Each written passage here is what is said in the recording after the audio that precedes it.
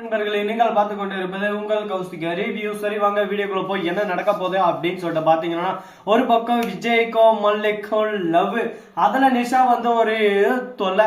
என்னடா அப்படின்னு சொல்லிட்டு பாத்தீங்கன்னா, நிஷா வர்றாங்க. வரதோட மட்டும் இல்லாம எங்க விஜய் மாமா என்னதான் உங்களுக்கு பிரச்சனை, எங்க அக்கா அந்த பக்கம் கல்யாணம் பண்ணிக்கிறேன் நாளைக்கு கல்யாணத்தை வச்சு நீங்க வந்து மல்லிகா காத்துன்னு இருக்கீங்க. அந்த மல்லி வந்தா என்ன வரல என்ன இந்த கெதியா போனா உங்களுக்கு என்ன, நீங்க வாங்கலாம் அப்படின்னு சொல்லிட்டு பாரு உனக்கு அவ்வளவுதான் மரியாதை அப்படின்னு சொல்லிட்டு மனசுக்குள்ள ஒரு பக்கம் கூணி குறுகிய நின்று இருக்காரு. இந்த நிஷா ஒரு பக்கம் கட்டுப்பேத்துறாலே பலா பலா பலா பலா அடிச்சிடலாமா அப்படின்னு சொல்லிட்டு ஓவர் திங்கிங் ஒரு பக்கம் வருது. ஆனா அதே சமயத்தில் திடீர்னு மல்லி ஒரு பக்கம் மாச கிளாஸ் வந்து அந்த இடத்துல நிக்க, மல்லி வந்ததுமே அடியே வாடி வாடி வாடி, எப்படி இந்த மாதிரி எச்சக்கல புத்தி உனக்கு இருக்கு, எப்படி எங்க அக்காவுக்கு துரோகம் பண்ணி ஒரு பொண்ணோட வாழ்க்கையை சீரழிச்சுட்டு நீ அந்த இடத்துல வாழணும்னு நினைக்கிறேன், உனக்கு எல்லாம் வெக்கமா இல்ல கூச்சமா இல்ல அப்படி இப்படின்னு சொல்லிட்டு கேட்க, உடனே நிஷா அந்த வாயெல்லாம் உடச்சு போடுவான்.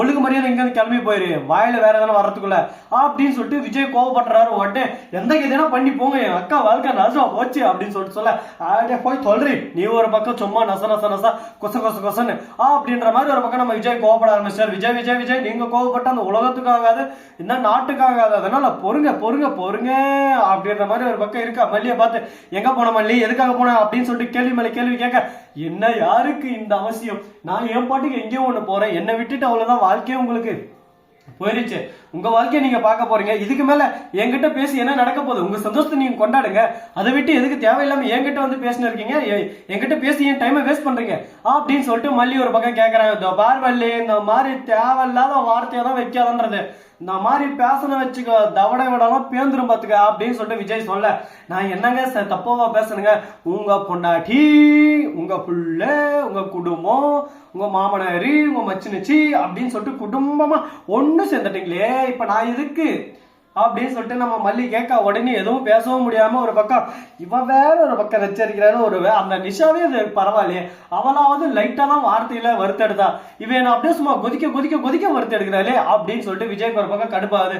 அதே சமயத்தில் நம்ம மனோகர் வந்து பாரு விஜயே நீ தப்பு செய்யற, உங்க வீட்டுல இருக்காளே அந்த கேடுகட்ட ரேணுகா, அவன் ரேணுகாவே இல்ல, அவன் சுடரி, ரேணுகா வந்தா உன் வாழ்க்கை நல்லா இருக்கணும்னு சொல்லிட்டு அதை நினைக்கிறேன். ஃபர்ஸ்ட் ஆள் மல்லியா தான் இருப்பா, ஆனா அவ உண்மையான ரேணுகா இல்ல. அதை பத்தி விசாரிக்கதான் நான் இங்க வந்தேன், நீ சொல்லி ஏதான ஒரு விஷயம் பொய்யா வந்து இது வரைக்கும் சரித்திரமே இல்ல, எனக்கு தெளிவா சொல்லு, அங்க இருக்கிற ரேணுகாவா இல்ல சுடரியா இல்ல ரேணுகாவா அப்படின்னு சொல்லிட்டு கேட்க, உடனே அவன் சுடரிதான் சொல்லிட்டு சொல்ல, அதுக்கான ஆதாரம் என்ன இருக்கு, நீங்க தானே சொன்ன மாட்ட வேற அந்த விசாரிச்சுட்டு இன்னும் ரேணுகா உயிரோடு தான் இருக்காங்க, அந்த படுபாவி பையன் பொய் சொல்லிட்டான் அப்படின்னு சொல்லிட்டு நடந்ததை சொன்னதும் உடனே பாக்கணுமே மண்டம் ஒரு பக்கம் கிருக்குன்னு கிருக்குது. அப்படியே விஜய்க்கு ஒரு பக்கம் ஏன்டா என்ன பாடா படுத்துறீங்க, அப்பவே நான் சைலண்டா அதை போனா போதுன்னு விட்டு இருப்பேன், நானே ரோட்ல போன ஓனா நான் எடுத்து என் வேட்டியில போட்டுன்னு குத்துதே கொடையுதே, நான் எந்த பக்கம் போக சொல்லு பார்க்கலாம், இப்ப நான் தான் கஷ்டப்பட்டு இருக்கணும், இதுக்கு தாண்டா எவனையும் நம்ப கூடாதுன்றது, உங்களை நம்பி உங்களை விசாரிச்சு கொட்டா நீங்க ஒரு பக்கம் விசாரிச்சு எவன் எந்த கதையா போனான்னு நம்ம வாழ்க்கை ஒரு பக்கம் சந்தோஷமா இருந்தா போதும் அப்படின்ற மாதிரி என் வாழ்க்கையில இப்படி விளையாட்டீங்களேப்பா, நான் என்னத்த பண்ணு என்னத்த சொல்லு அப்படின்ற மாதிரிதான் ஒரு பக்கம் போயிட்டு இருக்கு. சரி, இந்த மாதிரி எல்லாம் ஒரு பக்கம் போயிட்டு இருக்க, மறுபக்கம் என்ன நடக்க போகுது அப்படின்னு சொல்லிட்டு பாத்தீங்களான்னா, கரெக்டா நம்ம தலைவன் அப்படியே சும்மா என்னோட குடும்பம் ஓகே இப்படிதான் ஒரு பக்கம் சண்டை மேல சண்டை போயினே இருக்கு. இந்த மாதிரி எல்லாம் ஒரு பக்கம் போயிட்டு இருந்தாலும் அதே சமயத்துல மறுபக்கம் என்ன நடக்க போகுது அப்படின்னு சொல்லிட்டு பாத்தீங்கன்னா, மிகப்பெரிய ஒரு விஷயத்த அசாதாரியமா செஞ்சு முடிக்க போறாங்க. யாரா அப்படின்னு சொல்லிட்டு பாத்தீங்கன்னா, அது வேற யாரும் இல்ல, நம்ம தலைவன் கௌதம் தாங்க.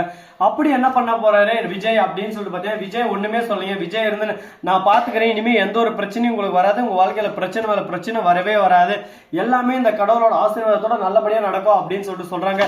கடவுளே கண்கண்ட தெய்வமே வா தெய்வமே, கண் முன்னாடி வந்து என் வாழ்க்கைக்கு ஒரு வழியை சொல்லு முருகா, நீ மட்டும் எப்படி ரெண்டு பக்கம் ஒரு பக்கம் வாழ்றியே, எனக்கு எதனா ஒரு ஐடியா சொல்லு அப்படின்னு சொல்லிட்டு கேட்க, நீ எடுக்கும் முடிவு உன் கையிலே உண்டு, நீ தான் பாத்துக்கணும், நான் எங்க குத்துது கொடையுதுன்னு உக்காந்துக்கிறது எனக்கு தான் அந்த வழி தெரியும், அதனால என்கிட்ட நீ அட்வைஸ் கேட்டானே என் அட்வைஸை கேட்டு நீ அங்க ஃபாலோ பண்ணினா உன் வாழ்க்கை ஒரு பக்கம் குட்டிச்சோரா போயிடும், அதனால உன்னால என்ன முடியுமோ அதை சிறப்பா செஞ்சுட்டு அனுசரிச்சுன்னு போனா வாழ்க்கை சந்தோஷமா இருக்க மகனே அப்படின்னு சொல்லிட்டு நம்ம விஜய்க்கு ஒரு அட்வைஸை போட்டு கூட, விஜய் உடனே என்ன பண்றது ஏது பண்றதுன்னு சொல்லிட்டு தெரியாம ஏதோ சொல்றீங்க அனுபவசாலி, நான் வேணா அதை கேட்கறேன், ஆனா நீங்க சொல்றது கரெக்டா இருக்குமா நான் செய்யறது கரெக்டா இருக்குமா அதுதான் புரியாத புதிரோட இதுவும் வாழ்க்கை போட்டோம், ஏதோ ஒரு பக்கம் வாழ்க்கை போட்டோம், வாழ்க்கையில நம்ம படாத கஷ்டமா நமக்கு வராத துன்பமா துயரமா என்ன இப்படியே வாழ்க்கை ஓடணும்னு சொல்லிட்டு எழுதி வச்சுட்டு இருக்கு. இதை யாரால மாத்த முடியும்? யாராலையும் மாத்த முடியாது. சரி, முடிஞ்சிச்சு. இதுக்கப்புறம் என்ன பண்ணலாம் ஏது பண்ணலாம் அடுத்தபடி தான் நம்ம யோசிச்சாகணும்.